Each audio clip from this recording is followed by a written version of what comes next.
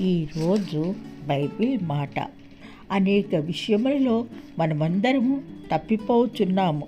ఎవడైనను మాట యందు తప్పని ఎడల అట్టివాడు లోపం లేని వాడై తన సర్వ శరీరమును స్వాధీన మందు ఉంచుకొన శక్తి గలవాడగును.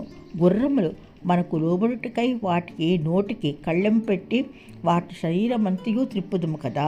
వాడలను కూడా చూడి, అవి ఎంతో గొప్పవై పెనుగాలి కొట్టుకొని పోబడినను వాడ నడుపు వారి ఉద్దేశం చొప్పున మిక్కిలి చిన్నదగు చుక్కాని చేత త్రిప్పబడును.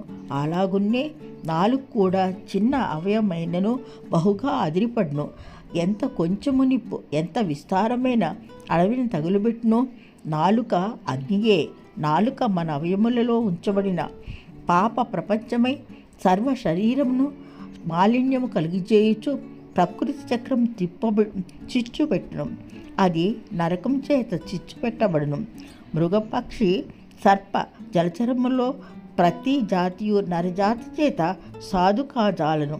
సాధాయని గాని ఏ నరును నాలుకను సాధు చేయి నేరడు. అది మరణకరమైన విషముతో నిండినది. అది నిరర్గళమైన దుష్టత్వమే. దీనితో తండ్రి అయిన ప్రభువు స్తుతింతుము. దానితోనే దేవుని పోలిక పుట్టిన మనుషులను శపింతుము. ఒక్క నోటి నుండియే ఆశీర్వచనము శాపవచనమును బయలువెళ్ళను. సహోదరులారా, ఇలాగుండకూడదు.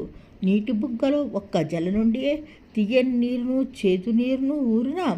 నా సహోదరులారా, అంజూరపు చెట్టున ఒలీవ పండ్లైనను ద్రాక్ష తీగను అంజూరపు పండ్లైన కాయునా?